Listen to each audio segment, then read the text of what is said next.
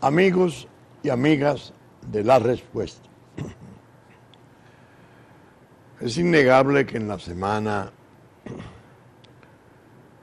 lo más importante para nosotros resultó enterarnos por los medios de prensa, en la medida en que estos reflejaron eso, de los sucesos violentísimos acaecidos en Haití. Una especie de explosión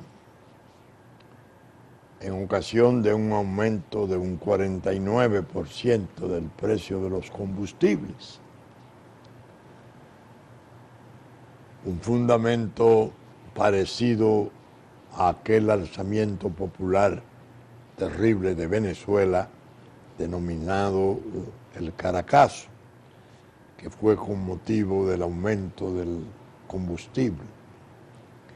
Simplemente el detonante, la ocasión, el pretexto, porque las presiones populares están ahí contenidas, como en una olla de presión. Los sucesos fueron no solo violentos, sino en cierto modo especiales. Me dediqué a examinar sus características porque me dije, esta explosión tan súbita no se ha originado en los barrios populares, en la Cité Soleil, donde tradicionalmente explota Haití, explota Puerto Príncipe. Las turbas arremolinadas en enorme violencia fueron a Pétionville, en los altos, en los cerros de Puerto Príncipe. Ahí está la clase acomodada, los llamados ricos, viviendas importantes, hoteles importantes, fueron asaltados, fueron quemados y se ha aguantado su difusión porque se ha entendido que le ha hecho, le podría hacer aún más un daño enorme al limitado y escaso turismo de Haití. El hecho es que esas masas arremolinadas en el desorden fueron fotografiadas y un colaborador de La Respuesta muy importante me trajo esta primera página del Listín Diario. Yo se la voy a mostrar, pero la voy a comentar antes para que ustedes sepan qué vemos en esto. Observen que los que van con los brazos en altos, sonrientes en las masas, son observados por policías uniformados en forma regia. Pero detrás del hombro de uno de los policías que está de espalda, que está viendo impasible cómo va esa torrentera de algarabía y de desorden, hay la cara de otro oficial saludando con una sonrisa muy amplia. Vamos a verla, vamos a verla.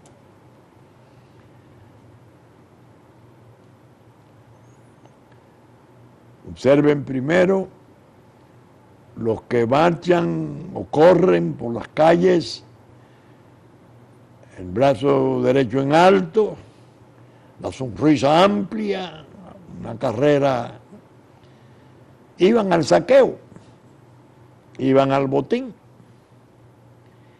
El policía, cuyo rostro aparece detrás del hombro del que está de espalda, está sonriente y saludando.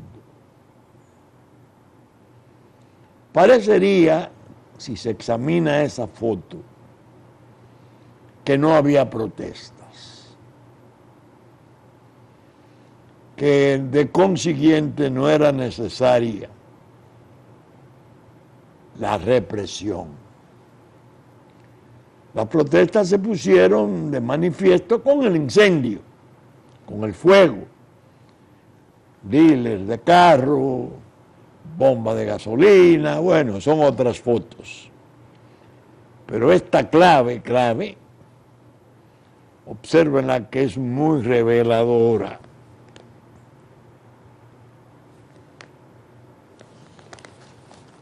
¿Por qué hago yo esta explicación en el umbral casi del programa?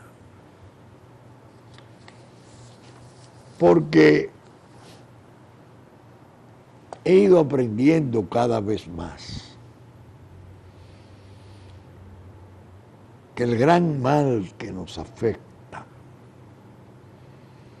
es el engaño en la presentación de los sucesos, de los hechos, de las circunstancias.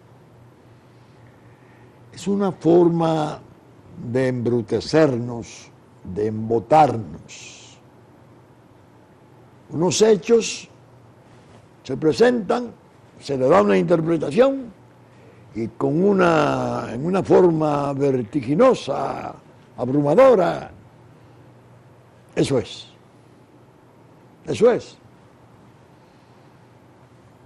El pueblo nuestro buenamente las ve y en principio las cree. No tiene todavía la capacidad, aunque sí tiene el instinto y el recelo para entender qué hay detrás, qué hay debajo de esto.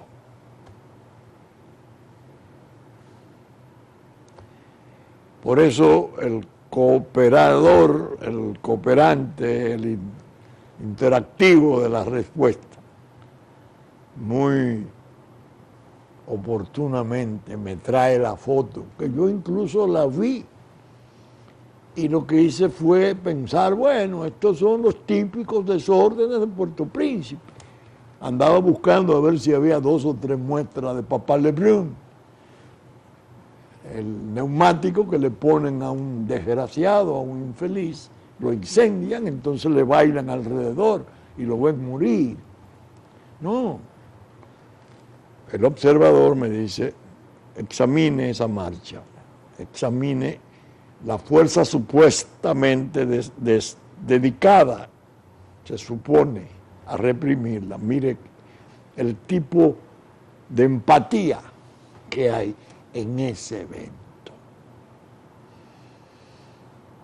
Otro interactivo de la respuesta me dice, quemaron la Coca-Cola. La Coca-Cola en Haití la quemaron. Sí. La Coca-Cola es una marca legendaria, un ícono, una marca país. De la Coca-Cola se podría decir con mayor propiedad que lo que se decía de la General Motors. Como va la General Motors, va a Estados Unidos en los tiempos de auge, que después vimos deprimirse y que ahora con el neoliberalismo y que ahora vemos que se está restableciendo en su vigor e importancia en la administración del presidente Trump. Detroit, esa parte de Ohio, Si grandes ciudades se deprimieron de tal modo que parecían de esos pueblos abandonados, de minas agotadas del oeste. Pero me quedo observando y digo, aquí hay otras cosas. Coca-Cola. ¿Por qué quemarla? Naturalmente yo estaba buscando mentalmente la explicación de cómo se venía a romper de repente el orden, el relativo orden que ellos tienen.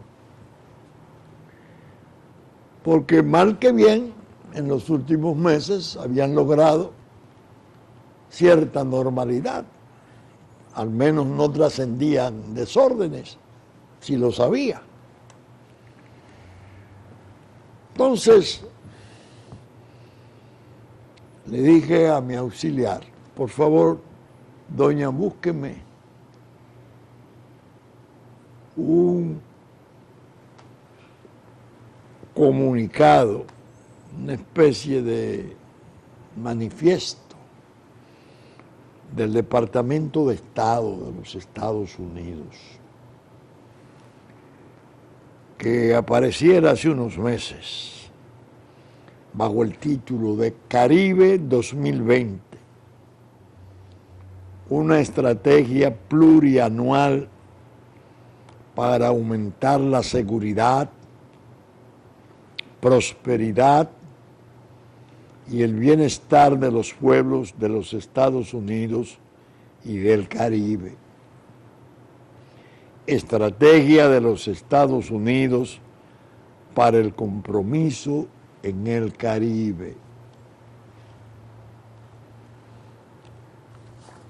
De las decenas de informes del Departamento de Estado y de planes con el Caribe, yo he estado en los últimos 25 años muy atento. Por razones explicables, he estado en la lucha antidrogas, he sido funcionario en 2 gobiernos, asesorando en las políticas públicas antidroga y anticrimen, y los informes del Departamento de Estado siempre los he examinado, los he objetado, cuando nos han tratado con mucha dureza, he tratado de defender los esfuerzos nuestros, pero al leerlo, dije, y así ustedes lo saben, porque son muy fieles en el seguimiento a la respuesta, gracias a Dios. En yo dije, esa redacción no es enteramente diplomática. A esa redacción concurrieron elementos de mentalidad militar. Ahí hay manos de oficiales norteamericanos y pensé de inmediato en los muy importantes generales retirados que ocupan posiciones claves en el gobierno de Donald Trump. Pero dije más, ¿por qué creo advertir esa redacción diferente?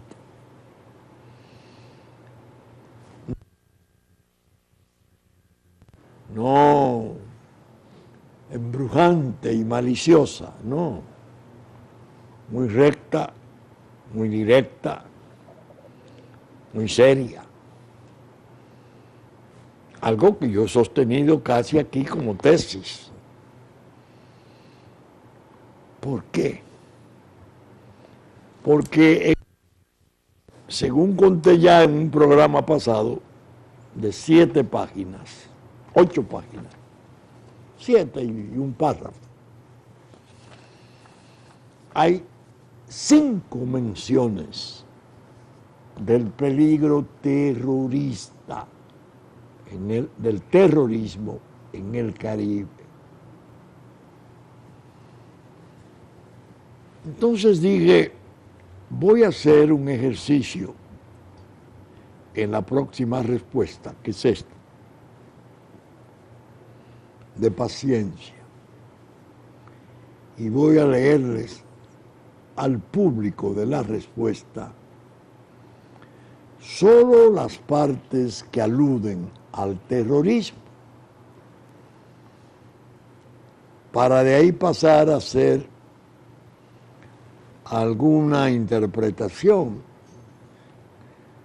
no una especulación viciosa ni fantasiosa, no, alguna interpretación serena de esos sucesos que acaban de ocurrir en Haití. Es decir, la utilidad de leer esto y pensar en aquello y hablar de que no se trató de una manifestación típica de Papá Lebrun, del el fuego en el cuello y toda la violencia y las cosas que nos tienen acostumbrados los vecinos a exhibir.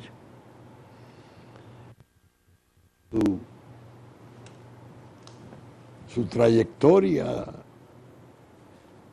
de civismo histórico, tan alabada por sus defensores. Déjame ver esto. Estrategia de los Estados Unidos para el compromiso en el Caribe. La entrada. La región del Caribe es la tercera frontera de Estados Unidos, caracterizada por intereses comunes y lazos sociales que producen beneficios diarios tangibles para los ciudadanos estadounidenses. Los Estados Unidos es el principal socio comercial del Caribe, representando una vibrante asociación económica que en el 2016 registró un superávit comercial de 4.600 millones para los Estados Unidos, 14 millones de turistas de Estados Unidos y 11.042 estudiantes caribeños que estudian en Estados Unidos. Una entrada magnífica. Entra en materia. También enfrentamos muchas amenazas comunes por toda la región. Pequeñas pero significativas cantidades de extremistas violentos de la región se han unido a ISIS, a las fuerzas más radicales que ha sido protagonista de todas esas luchas sangrientas de Medio Oriente. Los países del Caribe cuentan con algunas de las tasas de homicidio más altas del mundo. La creciente delincuencia y la corrupción endémica amenazan la capacidad de los gobiernos para proporcionar gobierno. También impulsan la migración irregular hacia Estados Unidos. Mientras Estados Unidos trabaja para proteger su frontera sur, debemos prepararnos para el traslado al Caribe de las operaciones de las organizaciones criminales transnacionales como punto de tránsito para drogas, migrantes, armas y otras actividades ilícitas.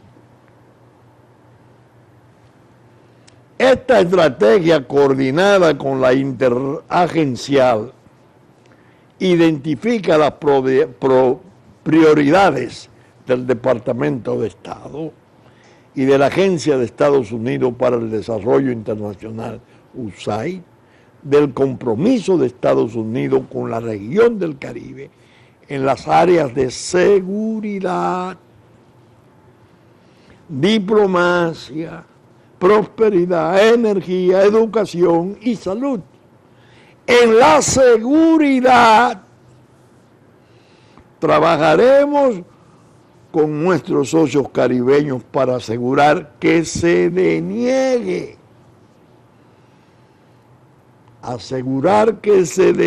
a ISIS un punto de apoyo en la región, desmantelar las redes de tráfico ilícito, mejorar la seguridad marítima, enfrentar delincuencia violenta y organizada y aumentar el intercambio de información sobre amenazas entre los países. ¿Están sintiendo la redacción? Solo voy a leer lo que está subrayado, porque el documento es un documento muy bien articulado. La seguridad.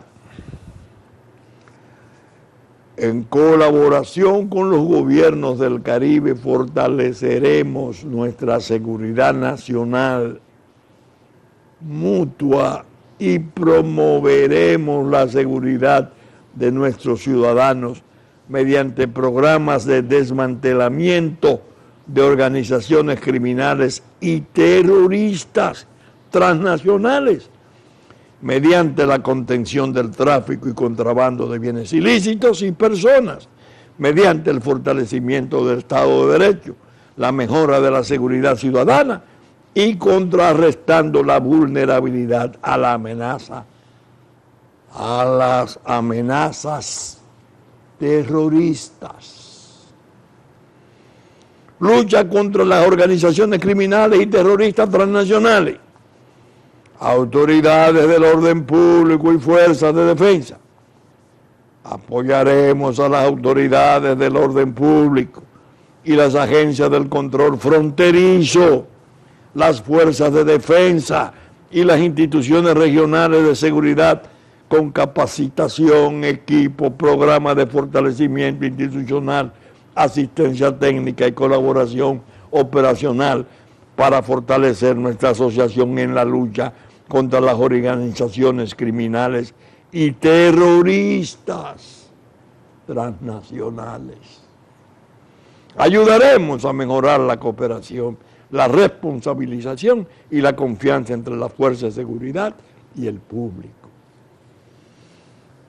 Reforzaremos las alianzas con los gobiernos y la sociedad civil para prevenir, investigar y enjuiciar el terrorismo, para combatir las redes de financiación y facilitación del terrorismo, para reducir la vulnerabilidad a la radicalización y para mejorar la seguridad fronteriza. Aumentaremos la capacidad de los gobiernos para investigar y enjuiciar el crimen nacional y transnacional, ayudar a las víctimas, desmantelar las organizaciones criminales y ampliar las opciones de rehabilitación para los delincuentes juveniles. Apoyaremos los esfuerzos para prevenir y enjuiciar la corrupción, aumentar la eficacia del gobierno y crear instituciones nacionales y regionales de monitoreo de la delincuencia para asegurar que los programas de prevención de tal delincuencia estén bien orientados. ¿Qué ocurre? Que este comunicado de esta administración de gobierno norteamericana se produce en un tiempo de la geopolítica regional especialísimo, como lo viene siendo en otras partes del mundo, porque es innegable que el presidente Donald Trump, y ahora estamos viendo en OTAN, en Europa, muestras muy potentes, ha venido a ser una conmoción. Y el neoliberalismo y los liberales, que fueron tan lejos en sus esfuerzos de borrar fronteras, las famosas primaveras para el mundo árabe, que sabemos en qué han degenerado, todo eso está en vía de revocación. Con la propia Unión Europea las relaciones son traumáticas, delicadas. Hay gente que no ha acabado de entender que ese hombre que luce turbulento, impetuoso, que lo es, evidentemente, pero de una franqueza escalofriante, porque él lo que piensa lo plantea sobre cosas fundamentales en su Twitter. Él no depende de los periódicos, al contrario. A los periódicos, cuando llega a los lugares, le dice a los periodistas: ustedes saben que están escribiendo para medios muy perversos, que son de los intereses. Y bueno, y acaba. Algo increíble. Pero, como he dicho otras veces, ese hombre está constelado, acompañado de gente de pensamiento y de gente de responsabilidad probada hacia su país. Por eso, cuando ocurre esto de Haití ahora, algunos amigos que lo vinieron a comentar conmigo, comenzamos a preguntar, bueno, ¿y quién puede estar detrás o debajo de esa erupción popular de incendios y violencias y saqueos de Haití? Los amigos que han tenido, muchos de ellos, filiación de juventud de izquierda, lo primero que hacen es mirar hacia el norte. Ah, no, eso tiene que estar ahí, porque fíjate que apareció que 9 helicópteros Black Hawk volaron en un campamento abandonado de las fuerzas uruguayas de MINUSTAH, se aposentaron, parece que ya en una actitud de ver a dónde iban a parar los desórdenes, pero ellos pueden estar más o menos en la base de eso. Esa es la opinión típica, la tradicional, la de siempre, que no es la mía. La mía es, modestamente, podría estar equivocado, no digan, no hago el alarde de que tengo razón, no. Pero yo creo que hay nuevos ingredientes en la región, peligrosísimos. Es decir, ese ejercicio de ese énfasis en esa proclamación del Departamento de Estado, de la cual yo leí algunos pequeños fragmentos, no es inmotivado, ni es la obra de la imaginación un tanto paranoica de planeadores y diseñadores de la geopolítica de la región, no. Esto está conectado con cosas más pesadas. Por ejemplo, me han oído ustedes hablar muchas veces de los vuelos a Nigeria, entre Nigeria y Haití, creo que 2 o 3 semanales es lo que se me ha probado. Personal de África que debe venir, gente laboriosa, gente de trabajo, inversionistas, porque Nigeria es una potencia petrolera, pero allá está el Boko Haram también. Allá hay expresiones durísimas de radicalismo islámico, que produce secuestros en la propia Nigeria espectaculares. Cientos de muchachas, estudiantes, las sacan de los planteles, las secuestran y la esclavizan. De tal potencia que me decía una persona muy versada en el campo petrolero, Nigeria tiene una población, es la más poblada de todas, 180 millones creo, pero tiene refinerías y que no puede utilizarlas para procesar su propio petróleo, porque son áreas controladas ya por el Boko Haram,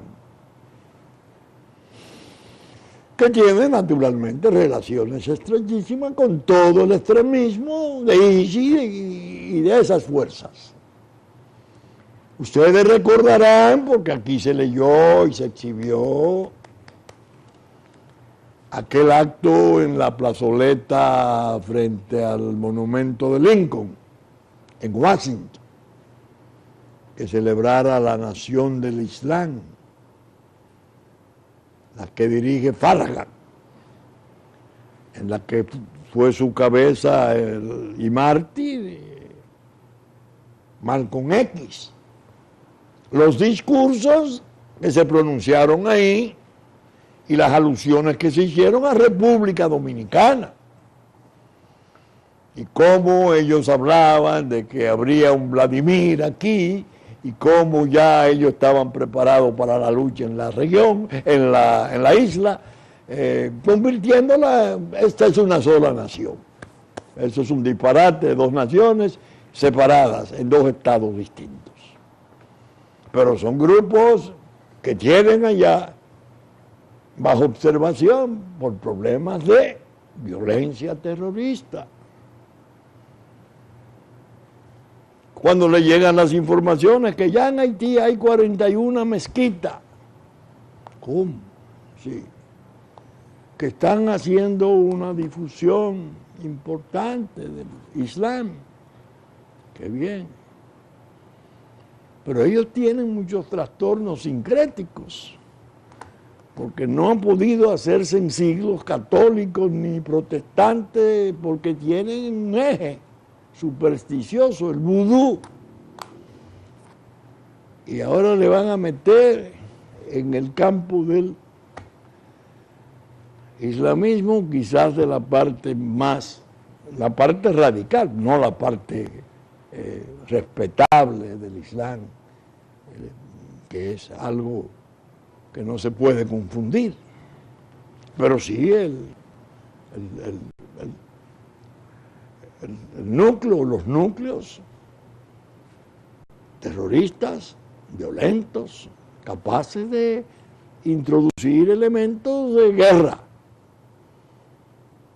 armas de destrucción masiva y quién sabe hasta la posibilidad de ser el conducto de una bomba sucia. Entiéndase, una bomba con efectos atómicos menores que se pueda colocar en algún parque, en alguna lavandería, en alguna barbería de una de las grandes ciudades de Estados Unidos. Cuando ellos hablan de ese terrorismo, no podemos permitir que el ISIS logre establecer una base. Espérate. ¿Qué información tienen? ¿Hasta dónde tienen ellos información de que la cuestión ha girado? Que ya no es el tradicional conflicto, la pobreza, la inmigración. No, hay ingredientes de otra índole. Por eso insistí en destacar que los objetivos de los ataques no fueron y las violencias mayores aunque fueron las que se publicaron en principio sobre los incendios en los dealers, en la parte, diríamos, llana de Puerto Príncipe. Poco ha salido de los 9 hoteles y de las viviendas importantes, donde muchos empresarios dominicanos importantes van y se alojan, los que creen en la posibilidad de la fusión, los que aspiran a abandonar esa noción ridícula de frontera y territorio, los que viven en la patria nueva, la patria de gran progreso, no aquel esperpento de la patria vieja, de esas élites detestables, de Duarte, Luperón, no, son nuevos próceres los que han surgido, aprobando eso. De manera que yo he querido, con la respuesta hoy, hacer una especie de umbral largo, porque me luce que se está cocinando en otros fogones y que el asunto, si no lo seguimos y tratamos de identificar con precisión, nos puede reservar sorpresas desagradables. Yo, viendo este comunicado, recordé incluso algo que plantean aquí y que ellos ahora están justificando con sus trastornos migratorios. ¿Por qué esa rigidez para tratar la cuestión de los emigrantes ilegales y la separación de los niños, que se ha dramatizado en una forma de escala mundial? Ellos dicen, ahora reciente, no en este informe, aquí lo insinúan, que hay una especie de triángulo en Guatemala, El Salvador y Honduras,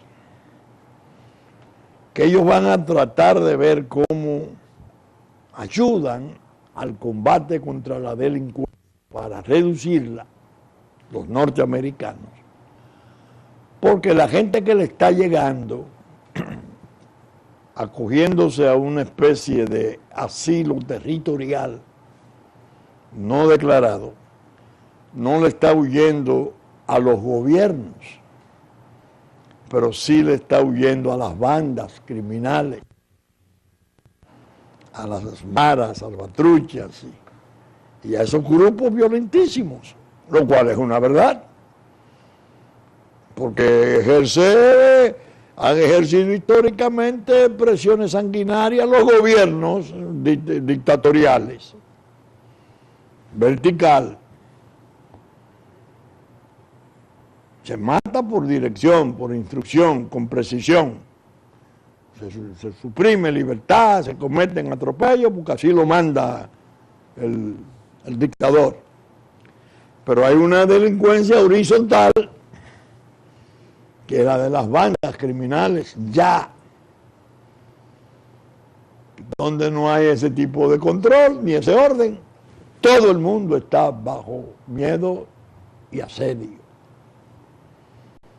Y se van estableciendo los espacios controlados por esas bandas criminales y hay muchísima población inocente y buena que teme y no puede vivir y teme por sus hijos y teme por lo que le pueda venir y se fuga, se va.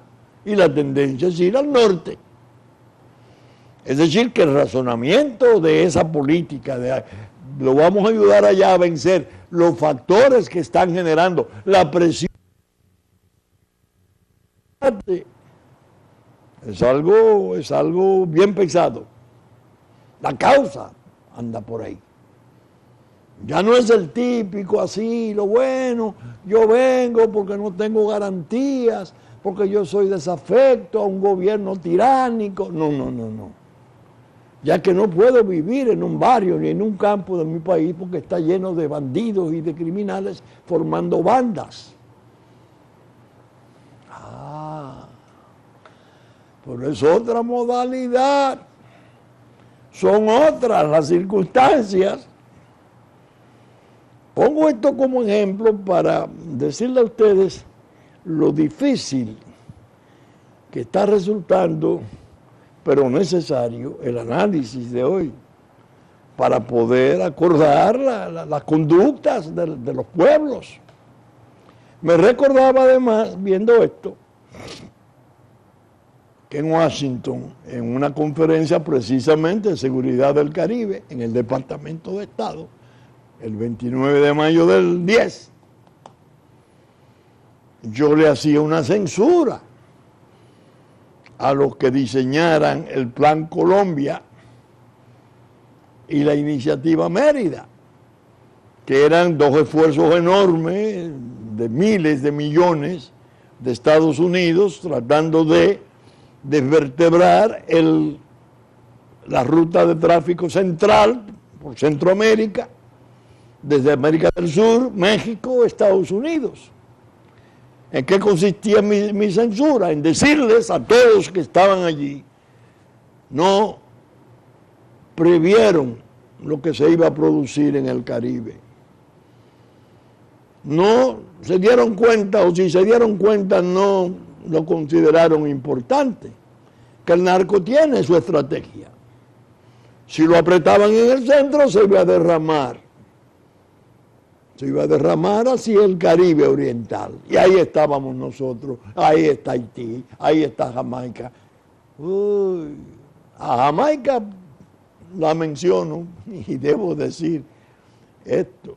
De Jamaica fue una denuncia a Estados Unidos, según vi en una publicación responsable, que estaban saliendo de Haití muchas armas y que estaba llegando a Jamaica un fermento de violencia armada que Jamaica estaba recibiendo con preocupación. Ellos que tienen el fenómeno de bandas y de carteles importantes, duros, de la droga, que también andan en el asunto. Recuerden ustedes el G9 de las mafias del mundo, que ha sido como el libro de texto que yo he usado aquí. En su página 25, así lo recuerdo, hablaba del derrocamiento de Aristide. Y dice el G9 de las mafias del mundo, que en el fondo era una lucha de los carteles de la droga por espacio, que habían logrado armar una fuerza con un tal Gay Philippe, un cuadro tremendo, y en el fondo se trataba de que reputan ahí a Aristide como parte, representante importante, él y su administración de carteles de droga. Un libro escrito por Gairaud, que fue 11 años jefe de la inteligencia militar de Francia, y que ha terminado por ser un académico, productor, ha escrito 2 o 3 libros de gran éxito, entre ellos el G9 de las mafias del mundo y su tesis de la geopolítica criminal, cómo operan los carteles como estados paralelos. Entonces, ese reproche que yo le hice en Washington, lo veo reflejarse aquí. Ahora viene la diplomacia del presidente Trump, que como expliqué, no es la insegura y vaporosa diplomacia del buen decir y de las engañifas, no, un tipo de diplomacia más recta, por la naturaleza, por la índole de la gente que está al frente de esos tópicos. El que no lo ha comprendido, que se prepare, que va a encontrar sorpresas. muchas sorpresas. Yo en mi blog de la semana, el miércoles, escribí previsibles tormentas electorales. Y dije en ese blog que la traición en la República, injerta en el poder, que ha logrado dañar tanto al país, en su soberanía, en su territorio, bueno, que nos ha colocado en planos de precariedad absoluta, casi de naufragio, como Estado y de perjuicio grave para la nación, ha tenido cierta contrariedad y cierto retraso en su accionar, porque perdió la fluidez y el agrado de interlocutores como lo eran los demócratas en Estados Unidos. Cuando ellos esperaban que llegara Hillary Clinton, llegó Donald Trump. Donald Trump con problemas inmensos, enfrentándolos, no enunciándolos, pero que se corresponde con las necesidades nuestras, que el gobierno no ha querido o no ha sabido o no ha podido usar porque debe de tener los frenos internos, el freno de motor del injerto. Entonces no ha dejado de trabajar, es la tesis, ha trabajado en la sombra. ¿Qué hacer? Tratar de desordenarnos, tratar de llevarnos a un plan de anomia y de infuncionalidad como un Estado. ¿Y cómo hacerlo? Si tenemos paz asegurada, considerable, aunque tenemos gravísimos trastornos de la seguridad pública, la paz social y política está. Tenemos desórdenes intrapartidos e institucionales, tenemos sombras terribles ahí merodeando para comprometer la estabilidad de lo que tenemos como gobierno. Es verdad. Pero no hay un medio más apropiado que tratar de desquiciar el proceso electoral. ¿Y cómo desquiciarlo? La Junta Central Electoral tiene la obligación ahora, muy gravosa, de trabajar con unas elecciones congresionales y municipales en febrero del 20, mañana. Miles de candidatos, cientos de candidatos y miles de aspirantes a ser candidatos. Y en mayo tiene la presidencial y en junio la posible segunda vuelta, porque así quedó en la Constitución. Pero no, la Junta incurre en el error, aunque no creo que fuera otra cosa, de dictar una resolución cortapizando el uso de las marchas y sobre todo se está perfilando la posibilidad de que la Junta organice las elecciones de los partidos. Dios, ahí sí son miles los precandidatos. Un caos, que en logística suponerlo es imposible, suponerlo, no hacerlo. Pero no puede eso abismar a un gran desorden. Mientras tanto, la calle no va a estar tranquila. A la calle le están llegando los insumos para la protesta. Y está la Marcha Verde ya propuesta, la del millón. Y a los partidos se les dice, reunidos bajo techo.